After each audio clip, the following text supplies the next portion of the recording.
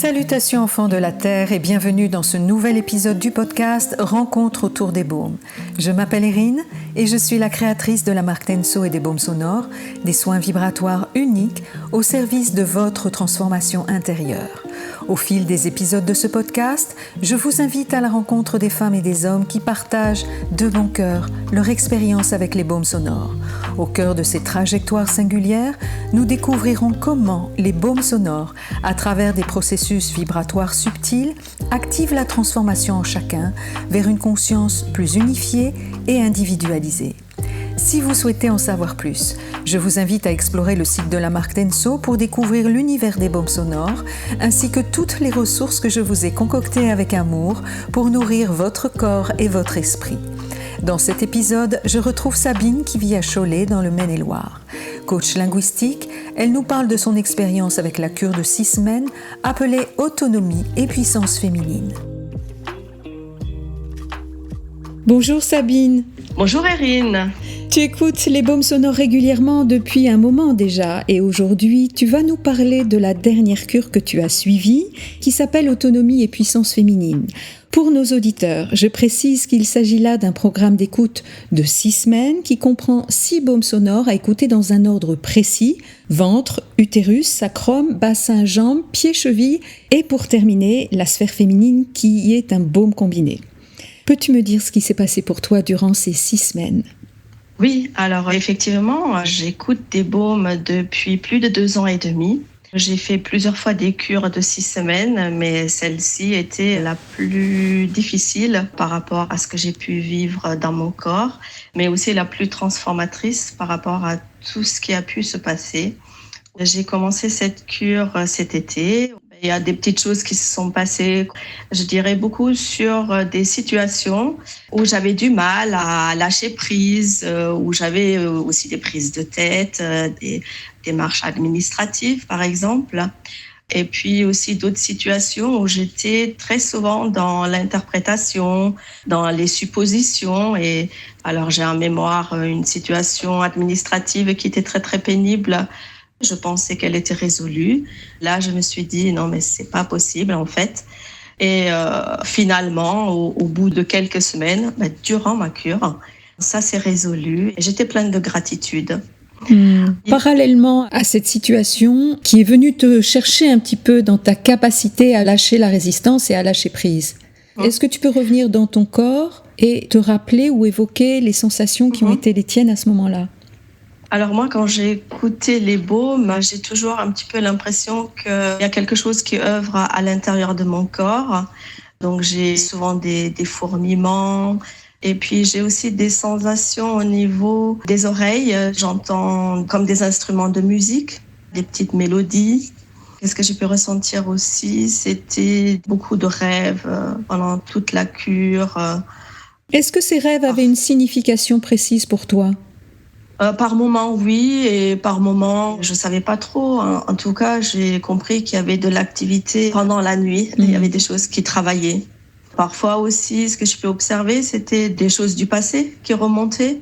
Ça, je l'avais vécu aussi précédemment, surtout par rapport à certains traumas très anciens, des situations qui sont revenues en mémoire alors que je pensais que j'en avais fait le tour. Et non, c'était revenu à nouveau.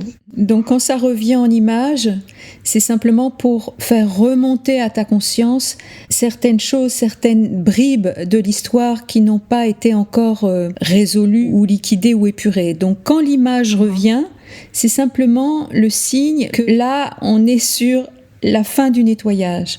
Tu vois ? C'est-à-dire qu'il reste plus que l'image. La charge a été libérée, l'image arrive juste pour te montrer, c'est un témoin.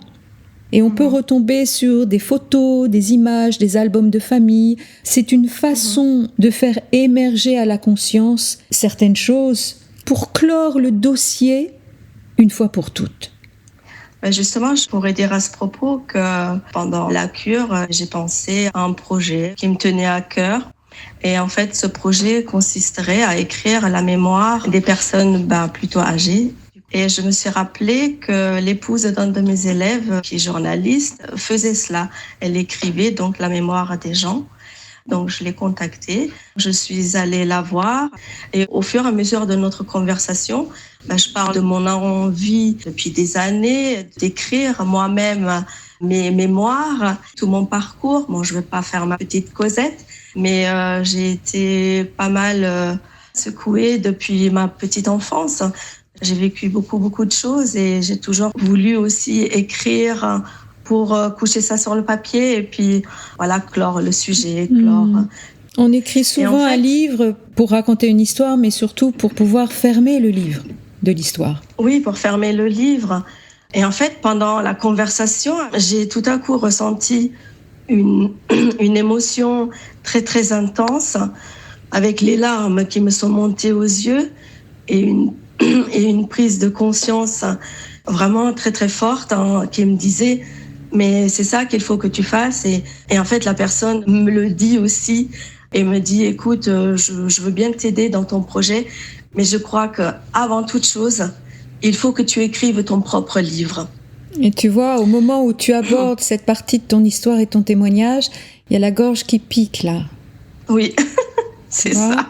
Alors ça, chers auditeurs, ça fait partie intégrante de l'épisode, ça ne sera pas coupé au montage, parce que là, ça touche vraiment le centre de la communication et de tout ce que tu t'es refusé à dire, consciemment ou inconsciemment. Et là, dans cette histoire de livre, et cette cure autonomie et puissance féminine te raccorde non seulement à ton histoire en tant que femme, mais aussi à la lignée des femmes. Oui. Et à quel point il y a des choses qui ont besoin d'être couchées sur le papier, mais d'être dites, d'être verbalisées. Et au moment où tu réalises que la première histoire que tu vas devoir écrire, c'est la tienne, et que cette impression t'est confirmée par ton interlocutrice qui est en face de toi, tu vois bien que la thyroïde, là, ça gratte un peu, parce que il y a des petites pelures, là, qui sont en train de s'exfolier. Tu vois, des petits lambeaux de vieille peau qui s'exfolient pour pouvoir ouvrir le passage et permettre cette diffusion, cette ouverture de la parole. Mais c'est pas Sabine qui parle, c'est l'être profond qui n'a pas dit son dernier mot. Alors voilà, ça c'était un moment très particulier et qui m'a beaucoup marqué. Donc nous avons commencé avec cette personne une première rencontre où elle m'a enregistrée sur en fait une première partie de ma vie et ensuite je dois le coucher sur papier et elle va un petit peu superviser le travail d'écriture que je vais faire. Ça c'est un projet en cours actuellement. C'est très important comme passage, c'est de l'ordre de la transmutation. Les baumes viennent accompagner cet accouchement parce que c'est un accouchement, tu vois. On a fait croire aux femmes que l'ultime réalisation pour une femme, c'était de donner la vie et de mettre des enfants au monde, certes, mais le plus grand défi d'une femme est de se mettre au monde elle-même.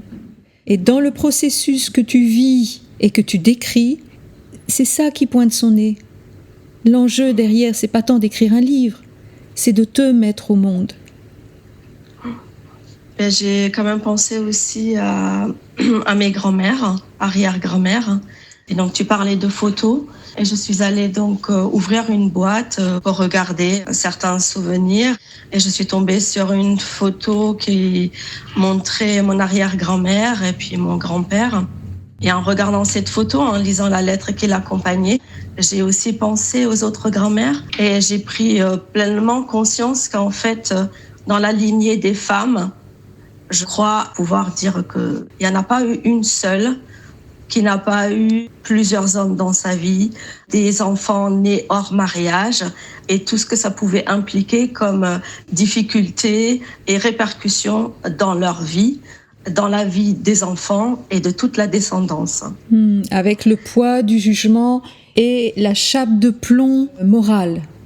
Donc tu vois, c'est des femmes qui ont dû se taire pour pouvoir rester dans des convenances et une vie qui soit moralement acceptable. Mais là, toi, ce que tu vis dans ce processus, qui est de l'ordre de la transmutation, eh bien, c'est une épuration de cette problématique qui traverse toute la lignée maternelle chez toi. Alors, naturellement, ça passe par toi parce que tu es non pas le maillon faible, mais le maillon fort, c'est-à-dire celui qui a suffisamment de conscience pour faire ce travail. pour réaliser cette œuvre, parce que c'est une œuvre que tu réalises. Et cette œuvre, elle a un impact pas simplement sur tes filles, tes petites filles et les filles de tes petites filles. Ça a une incidence aussi sur les ascendants. Il y a une libération qui se fait au niveau des deux extrémités de cette lignée maternelle. Et comme par hasard, tu retombes sur des photos des femmes de ta lignée. L'information qui t'est donnée, c'est vois que aucune de ces femmes n'a pu vivre une vie de femme pleine, entière et libre. Elles ont toutes été marquées du sceau de l'interdit, de l'immoralité et de l'inconvenance. Tout à fait. Et ça se libère à travers toi. Alors, le processus ne s'est pas arrêté là parce qu'il est allé beaucoup plus loin, on en a déjà discuté. Comment ça s'est incarné, comment ça a pris forme et corps de manière très concrète dans ta vie. Alors, durant cette cure, surtout la dernière partie de la cure, j'étais avec ma mère qui est venue passer, pas tout le mois, mais au moins les 2 premières semaines. Et les relations que j'avais avec ma mère n'étaient pas toujours très faciles. Il y a eu beaucoup de choses entre nous, beaucoup de non-dits également, et surtout un passé très lourd. Alors, je reviens un petit peu en arrière pour qu'on puisse comprendre. Je suis l'aînée de 6 enfants. Ma mère m'a toujours dit qu'elle était obligée de se marier parce qu'elle était enceinte de moi. Donc, on revient sur ce qu'on disait précédemment. Mais très rapidement, elle va avoir 2 autres enfants et elle sera pas du tout en mesure de s'occuper de nous. Et c'est une autre personne qui va en fait nous élever. Cette maman de substitution va prendre soin de nous jusqu'à ce que ma mère divorce quand moi j'ai à peu près 4 ans. Et ensuite, elle va se remarier quand j'ai presque 7 ans. Et pendant 4 ans, ça va être très très compliqué parce que en fait, elle a épousé un monstre, qu'on va tous vivre l'enfer, mes frères, ma petite sœur et moi. Et en fait, je vais vivre l'inceste sur plusieurs années. Et puis, quand j'ai presque 11 ans, c'est là où je décide en fait de parler parce que je n'en peux plus. Et on va être séparés d'elle pendant à nouveau quelques années. Et on va revenir avec notre maman quand elle a à nouveau rencontré un autre homme. Et c'est là qu'elle décide même de quitter notre pays d'origine et de partir pour la France. Tout ça pour dire que nos relations n'ont pas été simples. J'ai quitté la maison quand j'avais presque 20 ans. Et il y a eu des années où j'allais à la maison, où je le faisais par devoir. Il y a eu des années où j'évitais de retourner à la maison parce que je me sentais plus à ma place. Il y a eu des années où je ne reconnaissais plus ma mère. Des années où je lui en ai beaucoup voulu. Tout ça pour dire que c'était difficile. Et j'ai eu des moments où je disais que si elle disparaissait, ce serait peut-être une libération. Bien sûr, je suis pas fière d'avoir eu des pensées de la sorte, mais n'empêche que c'était ce que je pensais. Et puis, au fil des années, j'ai fait du travail sur moi. Et cette année, je sais pas, j'étais prête et je me suis dit, je vais lui offrir une parenthèse dans sa vie. Je vais m'occuper d'elle. Et en fait, c'est ce que j'ai fait. Et il s'est passé des choses vraiment très touchantes. Elle m'a demandé pardon, je ne sais combien de fois. Elle m'a dit merci pour ce que je faisais pour elle, qu'elle ne pensait même pas mériter tout ce que je faisais pour elle. Et elle a changé. Elle a vraiment changé pendant ces semaines qu'elle était chez nous. Et je peux dire qu'aujourd'hui, j'ai une autre relation. J'éprouve à nouveau de vrais sentiments d'enfant pour sa maman. Et en même temps, on peut dire qu'elle est transformée. Elle a vécu sous notre toit pendant que je faisais la dernière partie de la cure. Donc, je suis fortement persuadée qu'elle en a eu les répercussions aussi.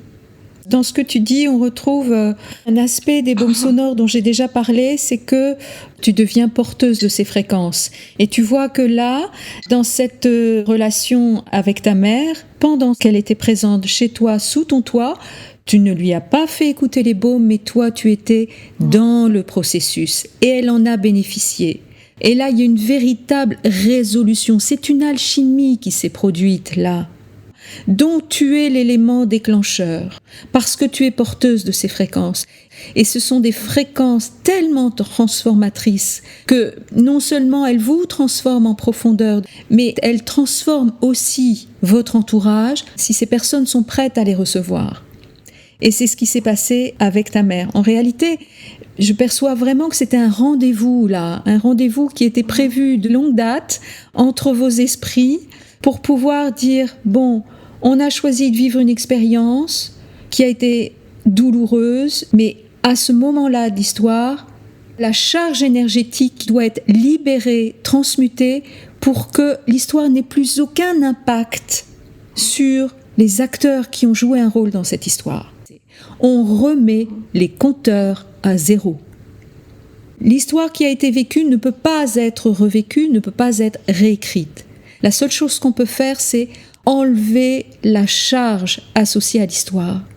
À partir de maintenant, elle demeure simplement une histoire, l'histoire d'une famille, d'une mère et de sa fille, comme il y en a beaucoup.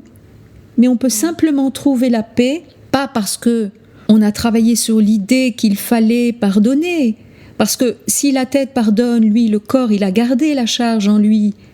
Lui, il a gardé la mémoire de la souffrance. Donc la tête peut tout à fait pardonner, mais si le corps ne s'est pas accordé la libération, eh bien le pardon n'est pas total. Le pardon, c'est simplement une harmonie qui est un processus énergétique vibratoire, tu vois. Et donc là, la tête avait fait le job, tu avais suffisamment travaillé sur toi durant des années. Mais là, la phase d'intégration ultime sur laquelle le processus s'achève, c'est le corps. Dépouillé de cette charge énergétique et de cette polarité. Et c'est ça qui crée la souffrance. C'est pas l'histoire en elle-même.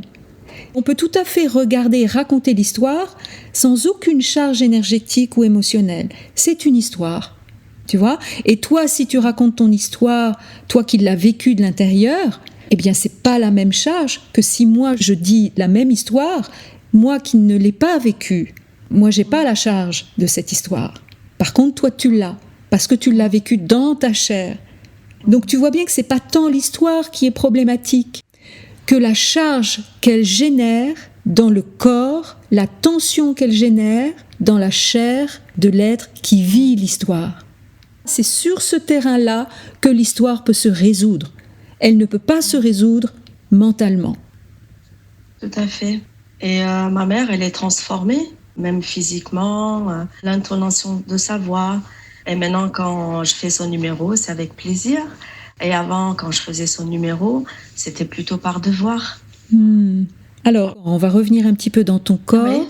Est-ce que tu as observé des changements dans le corps? Je sais que tu es très observatrice des signes, des synchronicités. J'aimerais que tu reviennes en toi, à l'intérieur de toi, et que tu explores ce qui s'est passé à l'intérieur. Eh bien, à l'intérieur du corps, j'ai eu des réveils de douleur parce que j'ai un corps qui est douloureux depuis des années. Donc, il y a des douleurs qui viennent, qui partent, des fois qui s'incrustent sur plusieurs semaines. Et donc, il y a quelques problématiques de ce genre qui sont revenues, mais qui ne sont pas restées, en fait. C'est, je dirais, après la cure, où là, je suis tombée malade pendant bien 15 jours et je me suis demandé aussi si c'était pas une conséquence par rapport à la cure, parce que ça m'est arrivé aussi sur d'autres cures où une fois, par exemple, j'ai fait une énorme crise d'herpès. Tu me dis que tu es tombée malade. Alors, naturellement, tu n'es pas tombée malade.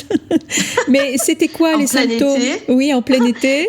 C'était des douleurs très fortes dans les articulations.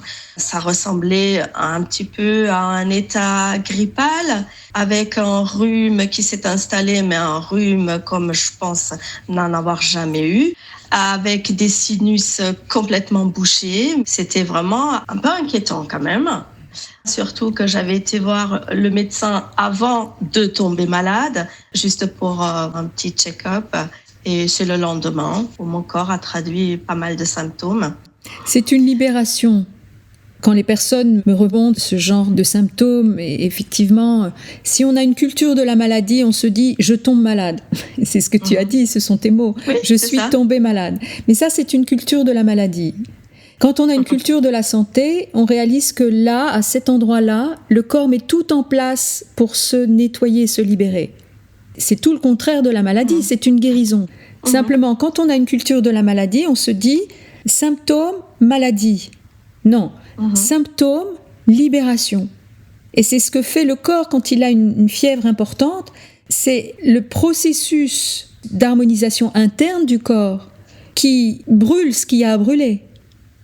C'est ça la fièvre. Donc là, dans les symptômes que tu évoques, et bien évidemment, tu n'as pas attrapé une grippe en pleine canicule au mois d'août, encore moins un rhume, c'est simplement la suite logique de tout le processus que tu as traversé les semaines précédentes qui ont conduit à on relâche la charge, mais ultimement le corps, qu'est-ce qu'il fait?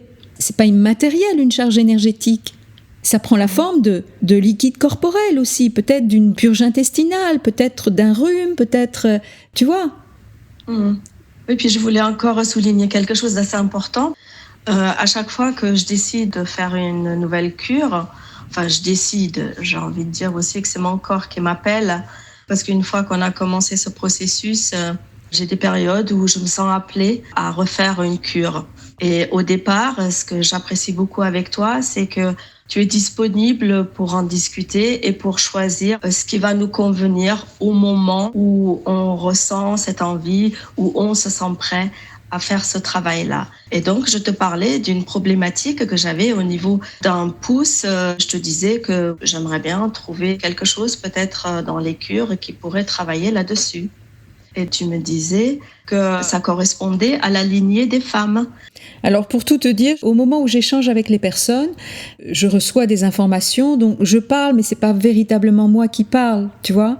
Donc au moment où tu me parles de ce symptôme, l'information qui descend et que je te retransmets, c'est celle-là, c'est la lignée des femmes. Voilà. Tu vois. Mais en tout cas, ça correspond parfaitement à tout le travail que j'ai fait avec cette cure-là, puisque ça concernait complètement la lignée des femmes, et puisque la cure, c'était l'autonomie, puissance féminine. Et aujourd'hui, comment tu te sens, Sabine, dans ton corps? Je me sens bien, je me sens libérée aussi d'un certain poids, je me sens plus en paix avec ma maman. Je peux à nouveau appeler avec un peu plus de tendresse maman. Et voilà, je suis toujours reconnaissante de toutes ces expériences qui me font évoluer.